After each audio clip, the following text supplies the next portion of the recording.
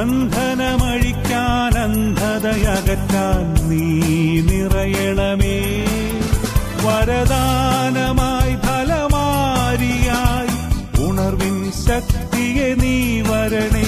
വരദാനമായി ഫലമാരിയായി ഉണർവിൻ ശക്തിയെ നീ വരണേ. ആത്മാവേ പരിപാവനനെ ജീവജലത്തിൻ അരുവിയേ. ആത്മാവേ പരിപാവനനെ ജീവജലത്തിൻ അരുവിയേ. പന്തക്കുസ്ത ജ്വാലയായി എന്നിൽ കത്തി പടരണമേ. പന്തക്കുസ്ത ജ്വാലയായി എന്നിൽ കത്തി പടരണമേ.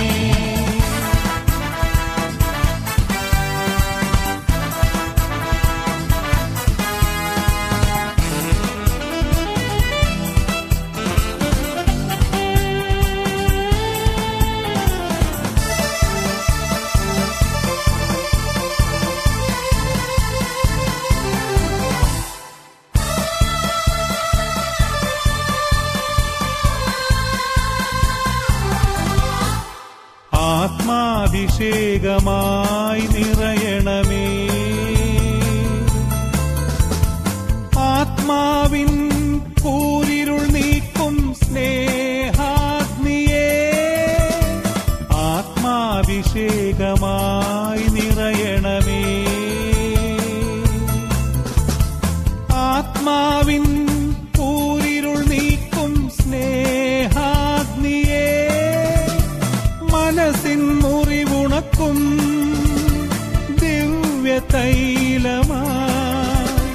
മനസ്സിൻ മുറിവുണക്കും ദിവ്യതൈലമായി. അഗ്നിസ്വരൂപനായി സ്നേഹാരൂപിയായി ഉന്നത ശക്തിയായി നീ വരണേ. ആത്മാവേ പരിപാവനനെ ജീവജലത്തിൻ അരുവിയേ. ആത്മാവേ പരിപാവനനെ ജീവജലത്തിൻ അരുവിയേ. പന്തക്കുസ്ത ജ്വാലയായി എന്നിൽ കത്തി പടരണമേ. പന്തക്കുസ്ത ജ്വാലയായി എന്നിൽ കത്തി പടരണമേ.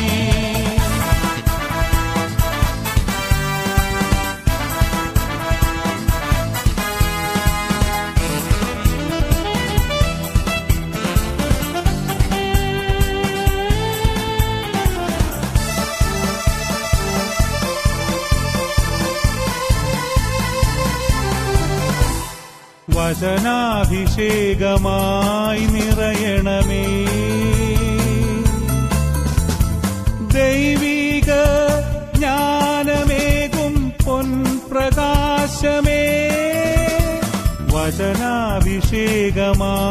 നിറയണമേ. ദൈവിക ജ്ഞാനമേകും പൊൻപ്രകാശമേ. പാപക്കറ കഴുകും ദിവ്യതൈലമായി. പാപക്കറ കഴുകും ദിവ്യതൈലമായി.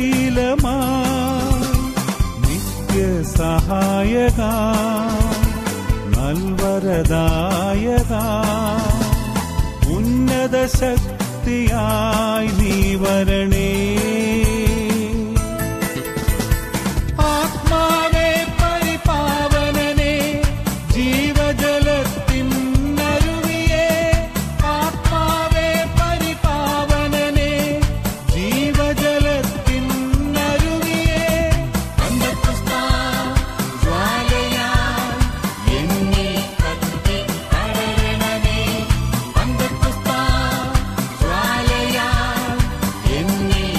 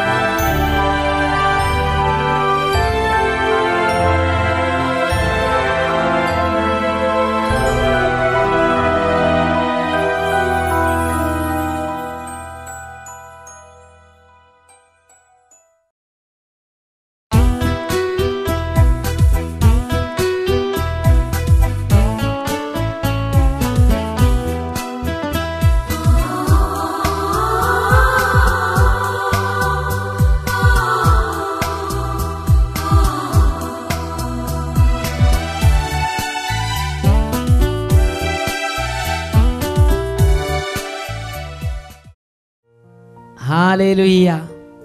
യേശുവേ സ്തോത്രം, യേശുവേ നന്ദി. ഉണർവിൻ കൊടുങ്കാറ്റ് എന്ന ദൈവവചന ശുശ്രൂഷയിലേക്ക് യേശു ക്രിസ്തുവിൻ്റെ ധന്യനാമത്തിൽ നിങ്ങൾക്കേവർക്കും സ്വാഗതം. Praise the Lord. ഇന്ന് നാം ചിന്തിക്കുന്നത് പരിശുദ്ധ കന്യകാ മാതാവിനെ കുറിച്ചാണ്. ഒരു നിമിഷം ദൈവമായ കർത്താവിൻ്റെ ഉന്നതമായ അഭിഷേകങ്ങൾ ഈ മണിക്കൂറിൽ നാം ഓരോരുത്തരുടെ മേലും നിറഞ്ഞു കവിഞ്ഞൊഴുകുന്നതിന് വേണ്ടി നമുക്ക് ആഗ്രഹിക്കാം. കണ്ണുകൾ അടച്ച് ദൈവമായ കർത്താവിനോട് നമുക്ക് പ്രാർത്ഥിക്കാം. സഭാപ്രസംഗകന്റെ പുസ്തകം 5-ാം അധ്യായം 1-ാം തിരുലിഖിതം. ദേവാലയത്തിലേക്ക് പോകുമ്പോൾ സൂക്ഷ്മതയുള്ളവനായിരിക്കുക. ശ്രദ്ധിച്ച് കേൾക്കാൻ അടുത്തു ചെല്ലുന്നതാണ് വിഡ്ഢിയുടെ ബലിയർപ്പണത്തെക്കാൾ ഉത്തമം.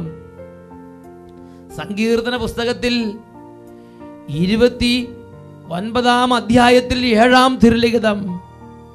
കർത്താവിൻ്റെ സ്വരം അഗ്നിജ്വാലകൾ പുറപ്പെടുവിക്കുന്നു.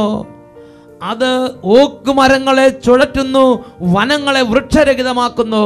ഓ ദൈവമേ, ഈ നിമിഷങ്ങളിൽ അങ്ങയുടെ വചനത്തിൻ്റെ അഗ്നിപ്രഭ വ്യാപരിക്കട്ടെ കർത്താവേ. അന്ധകാരങ്ങൾ പ്രകാശിക്കട്ടെ. അന്ധകാര കോട്ടകൾ ഇപ്പോൾ യേശുവിൻ്റെ വചനത്തിൻ്റെ ശക്തിയാൽ ഛിന്ന ഭിന്നമാകട്ടെ. സാത്താൻ ഉയർത്തിയിരിക്കുന്ന പാപത്തിൻ്റെ ചങ്ങലകൾ യേശുവിൻ്റെ വചനത്താൽ ഛിന്ന ഭിന്നമാകട്ടെ. ഹല്ലേലൂയ, ഹല്ലേലൂയ, ഹല്ലേലൂയ. ഓ ദൈവമേ, അഗ്നിയിൽ എഴുന്നള്ളണമേ. അഗ്നിയിൽ എഴുന്നള്ളുന്ന അഗ്നിയുടെ രാജാവേ, അഗ്നി അഭിഷേകമേ, ഇപ്പോൾ ഓരോ ഹൃദയങ്ങളിലേക്ക് പാപത്തിൻ്റെയും രോഗത്തിൻ്റെയും ശാപത്തിൻ്റെയും തിന്മയുടെയും അന്ധകാരത്തിൻ്റെയും നിരാശയുടെയും തകർച്ചയുടെയും ഭയത്തിൻ്റെയും ആകുലതയുടെയും ഒരുപാട് അന്ധകാരത്തിൽപ്പെട്ടുവരുന്ന ഓരോ ഹൃദയങ്ങളിലേക്ക് അഗ്നി അഭിഷേകമായി ഇപ്പോൾ വ്യാപരിക്കണമേ. ഹല്ലേലൂയ, ഹല്ലേലൂയ, ഹല്ലേലൂയ, ഹല്ലേലൂയ. യേശുവേ ആരാധന, യേശുവേ ആരാധന. യെശയ്യായുടെ പുസ്തകത്തിൽ 66-ാം അധ്യായം 13-ാം തിരുലിഖിതം. അമ്മയെപ്പോലെ ഞാൻ നിന്നെ ആശ്വസിപ്പിക്കും. ജെറുസലേമിൽ വെച്ച് നീ സാന്ത്വനം അനുഭവിക്കും. ഓ ദൈവമേ, ക്ഷീണിതർ, തളർന്നവർ, വലിയ വേദനയിരിക്കുന്നവർ ഇപ്പോൾ അങ്ങയുടെ കരസ്പർശനം അനുഭവിക്കും. രോഗികൾ അങ്ങയുടെ സ്പർശനത്താൽ സൗഖ്യം പ്രാപിക്കട്ടെ കർത്താവേ. വലിയ വേദന ഇരിക്കുന്നവർക്ക് അങ്ങയുടെ ദിവ്യ സ്പർശനത്താൽ ഇപ്പോൾ ഹൃദയങ്ങൾക്ക് സൗഖ്യവും ആശ്വാസവും നിറയട്ടെ. Hallelujah, hallelujah. സ്പർശിക്കണമേ കർത്താവേ. തകർന്ന ഹൃദയങ്ങളെ തൊടണമേ കർത്താവേ. തകർന്ന കുടുംബങ്ങളെ പുനരുദ്ധരിക്കണമേ കർത്താവേ. വെണ്ണീറിലിരിക്കുന്നവർക്ക് പുഷ്പമാല്യം കൊടുക്കണമേ കർത്താവേ. വിലാപത്തിൻ്റെ ചാക്ക് വസ്ത്രം ധരിച്ചിരിക്കുന്നവരെ ആ ചാക്ക് വസ്ത്രം അണിയിച്ച് സന്തോഷത്തിൻ്റെ പുഷ്പമാല്യം അണിയിക്കണമേ. ഹല്ലേലൂയ, ഹല്ലേലൂയ, ഹല്ലേലൂയ. യേശുവേ ആരാധന, ആരാധന. യേശുവേ ആരാധന, യേശുവേ സ്തോത്രം, യേശുവേ നന്ദി.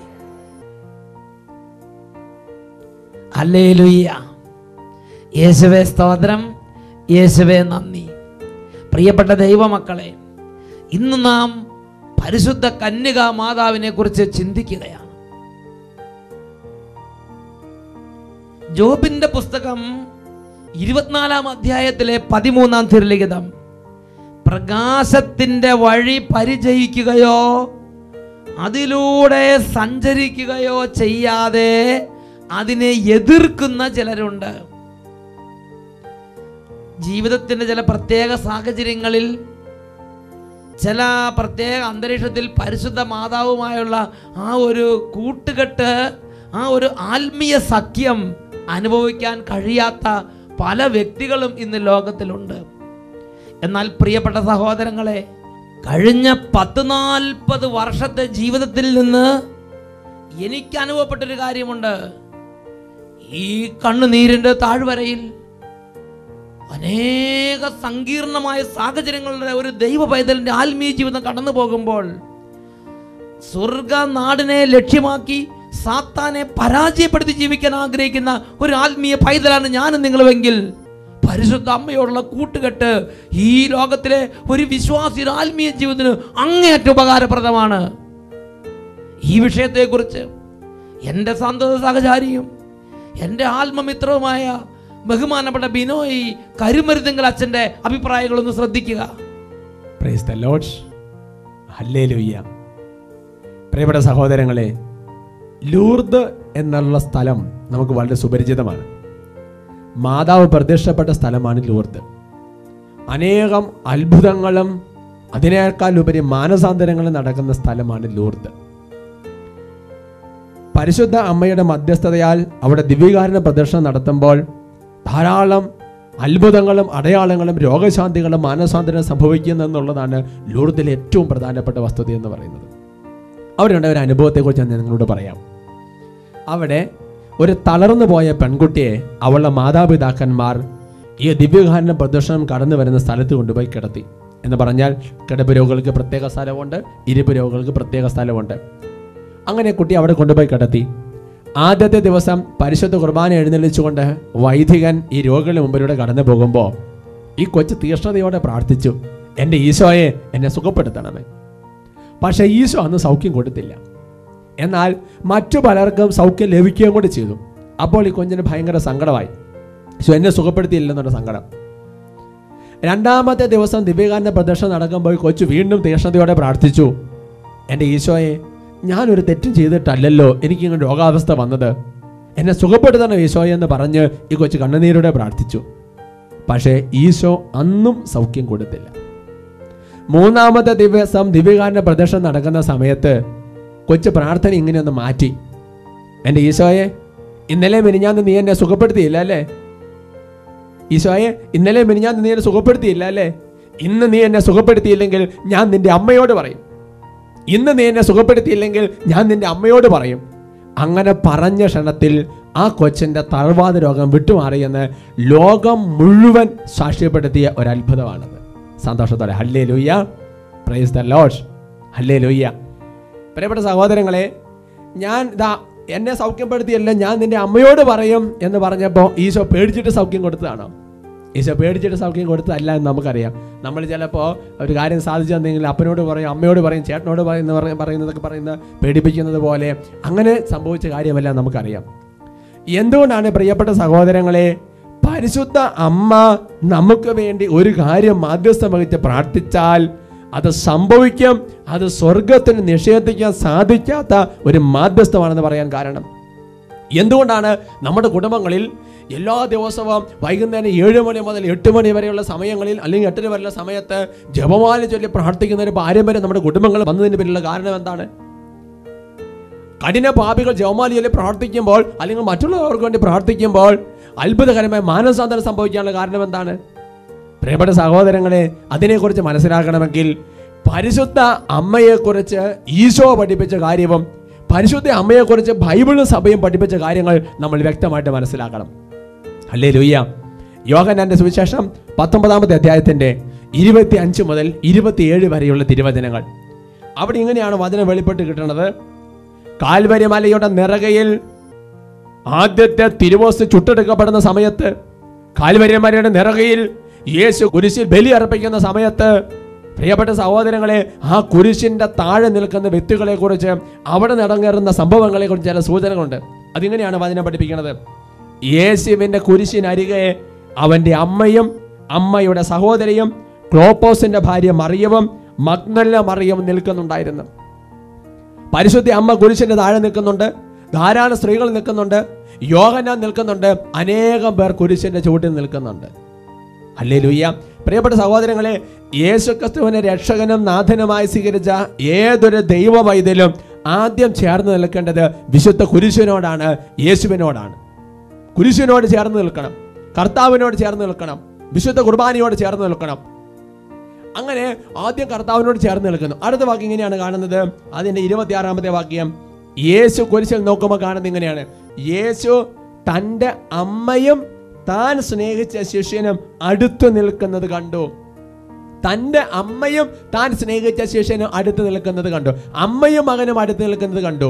പ്രിയപ്പെട്ട സഹോദരങ്ങളെ, യേശുക്രിസ്തുവിനെ രക്ഷകനും നാഥനുമായി സ്വീകരിച്ച ദൈവ പൈതൽ ആദ്യം വിശുദ്ധ കുരിശിനോട് ചേർന്ന് നിൽക്കണം, യേശുവിനോട് ചേർന്ന് നിൽക്കണം, ദിവ്യകാരുണ്യത്തോട് ചേർന്ന് നിൽക്കണം.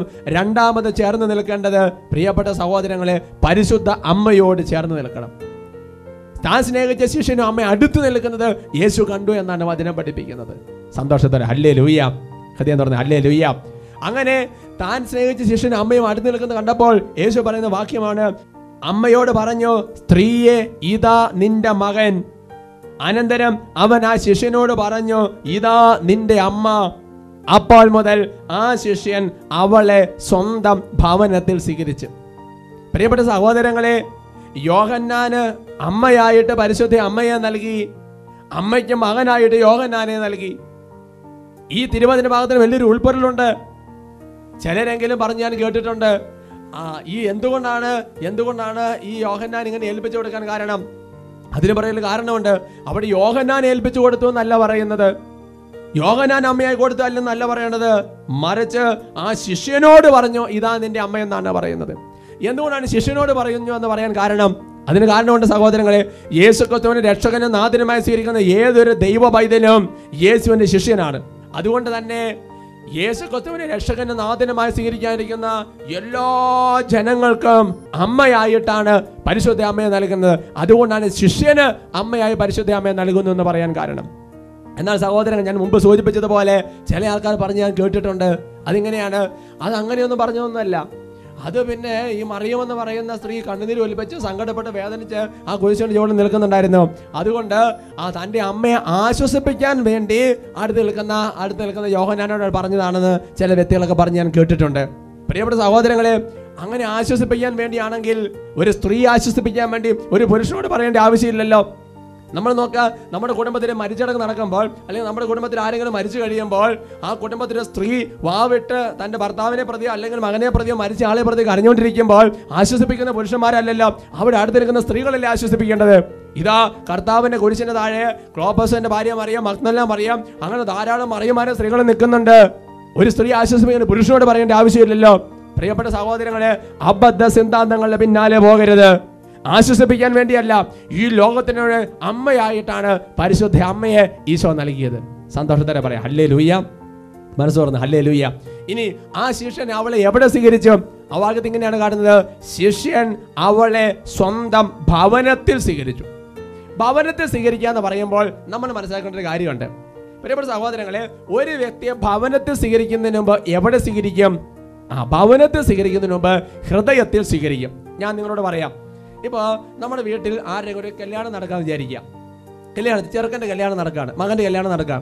അപ്പം മകന് പറ്റിയൊരു ജീവിത പങ്കാളിയെ അല്ലെങ്കിൽ ഒരു മരുമകളെ അന്വേഷിച്ച് പോയി, അങ്ങനെ നമ്മൾ ഒരു പെണ്ണിനെ പോയി കണ്ട്, അങ്ങനെ ആ പെണ്ണിനെ ഇഷ്ടപ്പെട്ട് കഴിഞ്ഞാൽ, നമ്മുടെ കുടുംബത്തിൽ സ്വീകരിക്കാൻ പറ്റിയ ഒരാളെന്ന് ബോധ്യപ്പെട്ട് കഴിഞ്ഞാൽ ചെയ്യുന്ന കാര്യം എന്താണ്? ആദ്യം ആ വ്യക്തി ഹൃദയത്തിൽ സ്വീകരിക്കും. ഹൃദയത്തിൽ സ്വീകരിച്ചതിന് ശേഷം മാത്രമേ ഭവനത്തിലേക്ക് സ്വീകരിക്കുകയുള്ളൂ. പ്രിയപ്പെട്ട സഹോദരങ്ങളെ, ശിഷ്യൻ അവളെ സ്വന്തം ഹൃദയത്തിലും സ്വീകരിച്ചു, സ്വന്തം ഭവനത്തിലും സ്വീകരിച്ചു. പരിശുദ്ധ അമ്മയുടെ സാന്നിധ്യം രണ്ട് സ്ഥലങ്ങളിൽ ഉണ്ടാകണം.